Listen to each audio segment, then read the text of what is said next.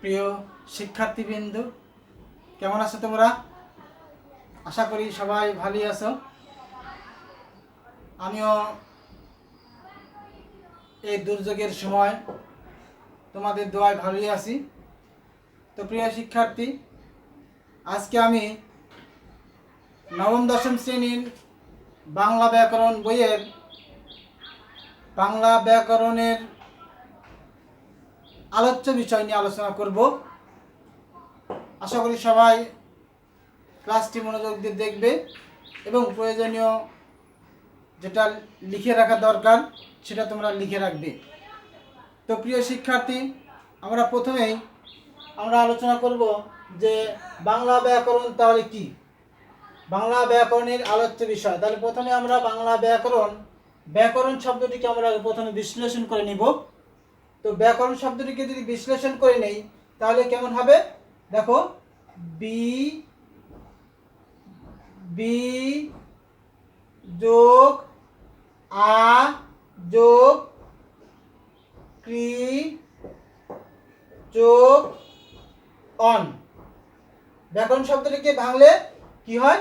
B যোগ আ যোগ ক্রি যোগ অন। তাহলে এটা হচ্ছে উপসর্গ, এটা একটি উপসর্গ, আবার এটাও কিন্তু উপসর্গই। আর এটা হচ্ছে প্রকৃতি, অর্থাৎ কৃত প্রত্যয়, ক্রিয়া প্রকৃতি বলা হবে এটাকে। এটা হলো ক্রিয়া প্রকৃতি, আর এটা হচ্ছে প্রত্যয়, এটা হচ্ছে কি প্রত্যয়। তাহলে আমরা এটা হলো ক্রিয়া প্রকৃতি, ক্রিয়া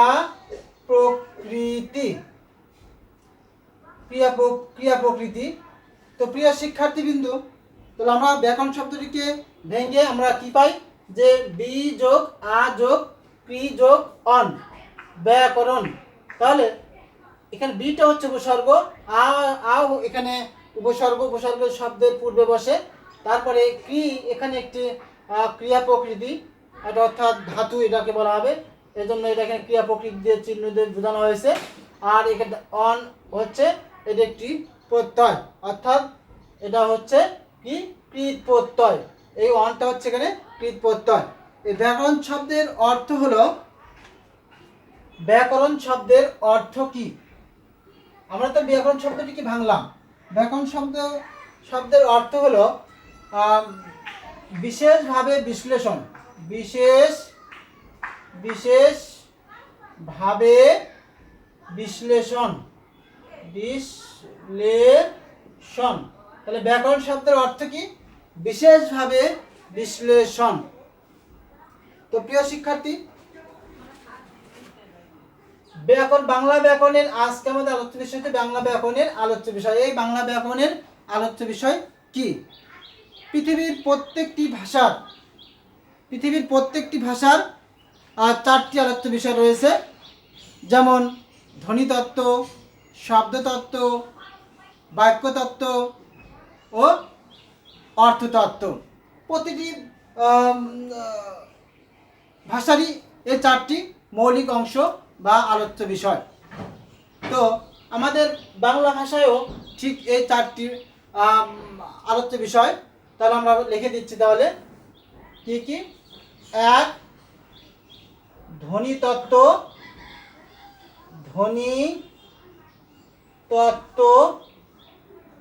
2 শব্দতত্ত্ব, 3 বাক্যতত্ত্ব, 4 হলো অর্থতত্ত্ব। প্রিয় শিক্ষার্থী, তাহলে বাংলা ব্যাকরণের আলোচ্য বিষয়, তাহলে প্রশ্ন যদি হয় যে বাংলা ব্যাকরণের আলোচ্য বিষয় কয়টি, তাহলে আমরা কিন্তু উত্তর দিতে পারি কি বাংলা ব্যাকরণের আলোচ্য বিষয় হচ্ছে 4টি: ধ্বনিতত্ত্ব, শব্দতত্ত্ব, বাক্যতত্ত্ব, অর্থতত্ত্ব। এই 4টি কিন্তু সব ভাষারই কিন্তু আলোচ্য বিষয়। ঠিক আমাদের বাংলা ব্যাকরণেরও আলোচ্য বিষয় এই মূল হলো 4টি। তাহলে আমরা প্রথমেই ধ্বনিতত্ত্ব নিয়ে আমরা আলোচনা করব। ধ্বনিতত্ত্ব আলোচ্য বিষয়গুলো কি কি? আমরা যদি চিন্তা করি যে ধ্বনি নিয়ে যে আলোচনা বা ধ্বনি সংক্রান্ত যে আলোচনা সেগুলোই কিন্তু ধ্বনিতত্ত্বের আলোচ্য বিষয়। আমরা সহজভাবে একটা বিশ্লেষণ করতে পারি যে সহজে মনে রাখার জন্য ধ্বনিতত্ত্বের আলোচ্য বিষয়গুলো আমরা লিখে নিতে পারি যে ধ্বনি কিভাবে আমরা এই ধ্বনিতত্ত্বের আলোচ্য বিষয়গুলো মনে রাখব। ধ্বনি ন স এর সাথে সন্ধি করলো। লক্ষ্য করো যে কি করলো, ধ্বনিতত্ত্বের আলোচ্য বিষয় আমাদের মনে রাখার টেকনিক হলো যে ধ্বনি ন স এর সাথে সন্ধি করলো। এই বাক্যটি যদি আমরা মনে রাখতে পারি তাহলে কিন্তু ধ্বনিতত্ত্বের আলোচ্য বিষয়গুলো কি কি আমরা সহজেই বলতে পারবো। লক্ষ্য করো, আমরা ক্রিকেট খেলায় যে ধোনি রয়েছে, মহেন্দ্র সিং ধোনি, সে ধোনি কিন্তু একবার ক্রিকেটে ফিক্সিং করেছিল বলেই তাকে একসময় তাকে শাস্তি দেওয়া হয়েছিল। তো কার সাথে সন্ধি করেছিল সেটাই আমরা মনে রাখার জন্য আমরা বাংলা ব্যাকরণে ন এবং স এর সাথে তুলনা করেছি। তো ধোনি ধোনি মহেন্দ্র সিং ধোনি কার সাথে সন্ধি করলো, ন স এবং কার সাথে ন স এর সাথে সন্ধি করলো। প্রিয় শিক্ষার্থী, লক্ষ্য করো যে ধ্বনিতত্ত্বের আলোচ্য বিষয়গুলো কি কি আমরা সহজে এখানে বুঝতে পারবো। যে ধ্বনি বলতে এখানে কি হলো, ধ্বনি একটা হলো ধ্বনি, অর্থাৎ ধ্বনিতত্ত্বের আলোচ্য বিষয় হচ্ছে একটা হলো ধ্বনি, আরেকটা হলো ধ্বনি পরিবর্তন। ধ্বনি দিয়ে কিন্তু কি হয়, আবার ধ্বনি পরিবর্তনে কিন্তু হয়, ধ্বনি পরিবর্তন। আবার লক্ষ্য করো যেহেতু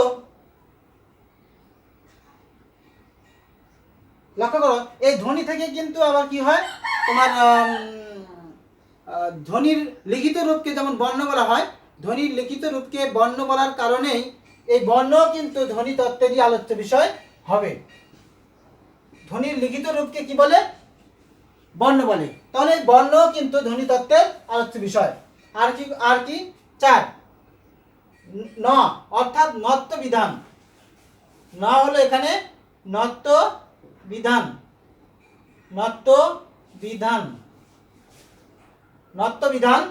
আর একটা আছে কি স, 5 হলো সত্য বিধান। তারপরে এখানে আমি ইন্ডিকেট করে দিয়েছি, দেখো আন্ডারলাইন করে দিয়েছি সন্ধি, 6 হলো সন্ধি। প্রিয় শিক্ষার্থী, লক্ষ্য করো যে ধ্বনিতত্ত্বের আলোচ্য বিষয়গুলো কি কি আমরা সহজে কিন্তু বের করেছি। দেখো যে ধ্বনি ন এর সাথে কি করলো, সন্ধি করলো। এখানে ধ্বনি থেকে কি কি আছে, ধ্বনি আছে, তারপরে ধ্বনি থেকে আবার ধ্বনি পরিবর্তনও কিন্তু ধ্বনিতত্ত্বের আলোচ্য বিষয়। তারপরে আবার আছে কি, যেহেতু ধ্বনির লিখিত রূপকে কি বলা হয়, বর্ণ বলা হয়, অতএব বর্ণ কি হবে, ধ্বনিতত্ত্বের আলোচ্য বিষয় হবে। তাহলে এক ধ্বনি থেকে আমরা কয়টা বের করলাম, 3টা বের করলাম। তারপরে ন বলতে এখানে নত্ব বিধান, আর স বলতে এখানে সত্য বিধান। অর্থাৎ আমরা ন বলতে এখানে নত্ব বিধান, আর স বলতে এখানে সত্য বিধান বলা হচ্ছে। এখানে আমরা সংক্ষেপে লিখেছি। আর কি থাকলো, সন্ধি করলো। এখানে সন্ধিও এখানে ধ্বনিতত্ত্বেরই আলোচ্য বিষয়। তাহলে আমরা সহজে মনে রাখলাম যে ধ্বনিতত্ত্বের আলোচ্য বিষয় কোন লাইন থেকে আমরা সহজে বুঝতে পারবো যে ধ্বনি ন স এর সাথে সন্ধি করলো। তো প্রিয় শিক্ষার্থী, আমরা তাহলে ধ্বনিতত্ত্বের আলোচ্য বিষয়গুলো সহজেই বুঝতে পারলাম।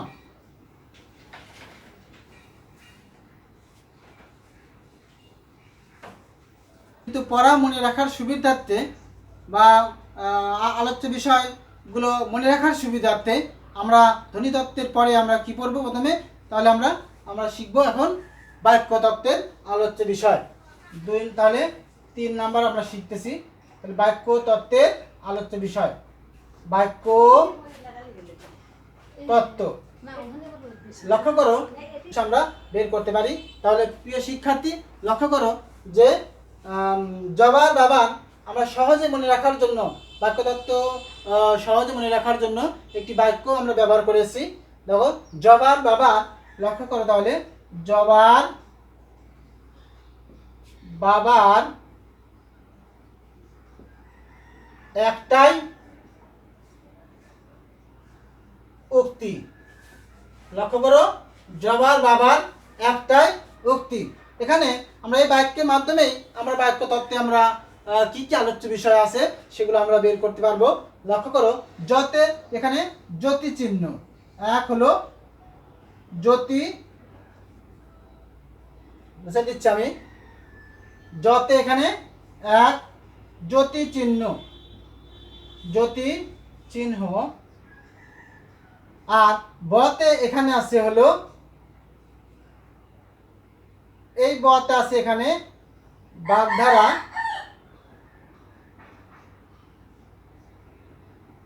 বাঘ ধারা, আবার এই বতে আছে এখানে হলো বাচ্য, আবার এই বতে আছে এখানে বাক্য সংকোচন, বাক্য সংকোচন, আর এ দেয়া এখানে হবে, লক্ষ্য করো, এতে এখানে হবে এক কথায় প্রকাশ, এক কথায়, এক কথায় প্রকাশ, আর উ দেওয়া হবে এখানে, ও উক্তি আছে এখানে, এখানে হবে হলো উক্তি। লক্ষ্য করো যে আমরা কিন্তু এই বাক্যের মাধ্যমেই কিন্তু আমরা বাক্য তত্ত্বের আলোচ্য বিষয়গুলো কি কি আমরা খুঁজে বের করেছি। দেখো, যতে এখানে কি হবে জ্যোতি চিহ্ন, আর বাতে এখানে হলো বাগধারা, আর এখানে এই বাতে এখানে হয়ে গেল কি এখানে বাচ্য, আর তারপরে এই বাতে এখানে হয়ে গেল বাক্য সংকোচন, আর এতে এখানে হলো এক কথায় প্রকাশ, একতে এখানে এক কথায় প্রকাশ, আর উক্তিতে এখানে হলো উক্তি। তাহলে বাক্য তত্ত্বের আলোচ্য বিষয়গুলো কি কি? জ্যোতি চিহ্ন, বাগধারা, বাচ্য, বাক্য সংকোচন, এক কথায় প্রকাশ, তারপরে উক্তি। তাহলে ছোট্ট একটি বাক্যের মাধ্যমে কিন্তু বাক্য তত্ত্বের আলোচ্য বিষয়গুলো কিন্তু আমরা খুঁজে বের করেছি। তো প্রিয় শিক্ষার্থী, আমরা যদি মনে রাখতে পারি তাহলে কিন্তু আমাদের পরীক্ষায় কোনো সমস্যা হবে না। তো প্রিয় শিক্ষার্থী, আমরা এই পর্যায়ে শিখবো আমরা কি বাক্য তত্ত্বের পরে আছে,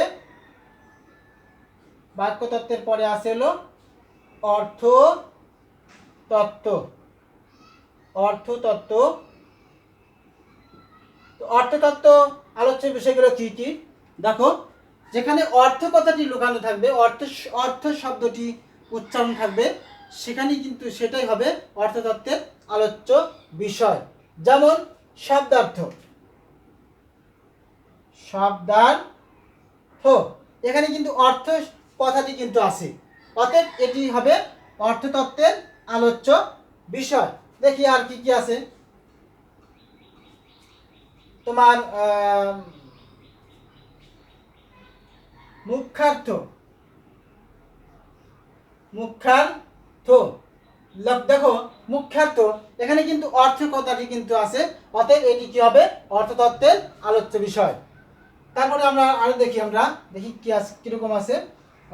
দেখো লক্ষ্যার্থ,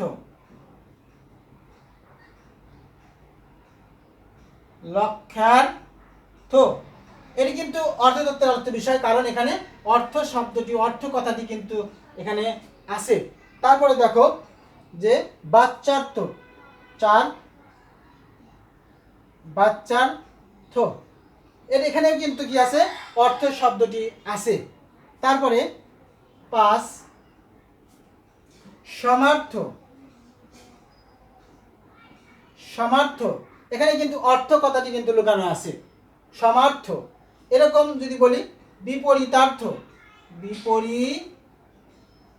বিপরীতার্থ দেখো এখানে কিন্তু অর্থ কথাটি আছে, তাহলে বোঝা যাচ্ছে যে অর্থ কথাটি যখন যে শব্দে থাকবে সেটি হবে এখানে অর্থতত্ত্বের আলোচ্য বিষয়। তো প্রিয় শিক্ষার্থী, আমরা কিন্তু অর্থতত্ত্বের আলোচ্য বিষয়ও আমরা জানলাম যে যে শব্দে অর্থ শব্দটি উচ্চারণ থাকবে, অর্থ শব্দটির বলা হবে সেটি কিন্তু হবে অর্থতত্ত্বের আলোচ্য বিষয়ের অংশ। তো প্রিয় শিক্ষার্থী, এবার আমরা জানব শব্দতত্ত্ব, যেটা আমরা বাদ দিয়েছিলাম। তো আমরা যদি ধ্বনিতত্ত্ব, শব্দতত্ত্ব, আমরা যদি ধ্বনিতত্ত্ব, বাক্যতত্ত্ব এবং অর্থতত্ত্ব যদি আমরা চিনতে পারি, তাহলে কিন্তু সহজেই আমরা বলতে পারবো যে এটা শব্দতত্ত্বের উদাহরণ। প্রিয় শিক্ষার্থী, লক্ষ্য করো যে এবার আমরা তাহলে আমাদের বাকি ছিল কোনটি? 2 নম্বর ছিল, অর্থাৎ শব্দতত্ত্ব ছিল। শব্দতত্ত্বের আরেক নাম আছে শব্দতত্ত্ব বা কি রূপতত্ত্ব। শব্দতত্ত্বের আরেক নাম, এখান থেকে কিন্তু প্রশ্ন হয় যে শব্দতত্ত্বের আরেক নাম কি? শব্দতত্ত্বের আরেক নাম হচ্ছে রূপতত্ত্ব। তো শব্দতত্ত্ব এবং রূপতত্ত্ব আমরা কিভাবে চিনব? ধ্বনিতত্ত্ব, বাক্যতত্ত্ব, অর্থতত্ত্ব বাদ দিয়ে যা থাকবে সবই কিন্তু শব্দতত্ত্বের উদাহরণ হবে। যেমন দেখো, আমরা কিন্তু লিঙ্গ আমরা 3টি পড়েছিলাম, যে ধ্বনিতত্ত্ব, বাক্যতত্ত্ব, অর্থতত্ত্ব, সেখানে কিন্তু লিঙ্গের আলোচনা ছিল না। তাহলে সহজে কিন্তু বোঝা যাচ্ছে যে এটি কিন্তু কিসের আলোচ্য বিষয় হবে? শব্দতত্ত্বের আলোচ্য বিষয় হবে। এরকম আমরা কিন্তু প্রত্যয়কে আমরা ধ্বনিতত্ত্ব, বাক্যতত্ত্ব, অর্থতত্ত্ব সেখানে কি আমরা আলোচনায় পেয়েছিলাম? না, আমরা কিন্তু পাইনি। অতএব এটি হবে কিন্তু শব্দতত্ত্বেরই আলোচ্য বিষয়। এরকম আরও হবে, যেমন কারক, তারপরে বিভক্তি। লক্ষ্য করো প্রিয় শিক্ষার্থী, এই যে এই আলোচ্য বিষয়গুলো, এগুলো কিন্তু কিসের ছিল না? ধ্বনিতত্ত্ব, বাক্যতত্ত্ব, অর্থতত্ত্ব কিন্তু ছিল না, বলেই এগুলো হবে শব্দতত্ত্বের উদাহরণ। এরকম আরও আছে, যেমন উপসর্গ, তারপরে বচন,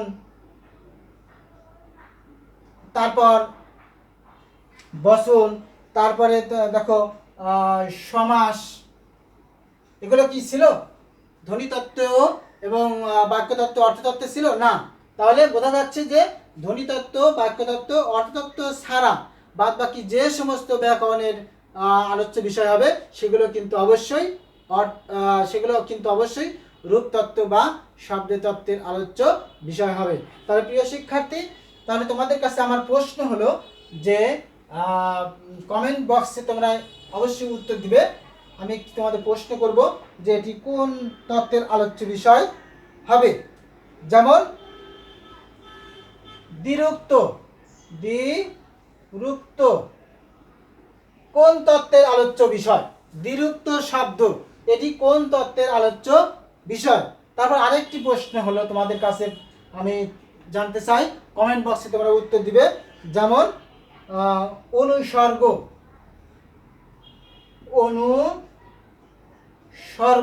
এটি কোন তত্ত্বের আলোচ্য বিষয়? তাহলে প্রিয় শিক্ষার্থী, তোমাদের কাছে এই দুটি প্রশ্ন রেখেই আজকের আলোচ্য বিষয়, বাংলা ব্যাকরণের আলোচ্য বিষয় আমি ক্লাস শেষ করতে যাচ্ছি। ধন্যবাদ, সবাই ভালো থাকো।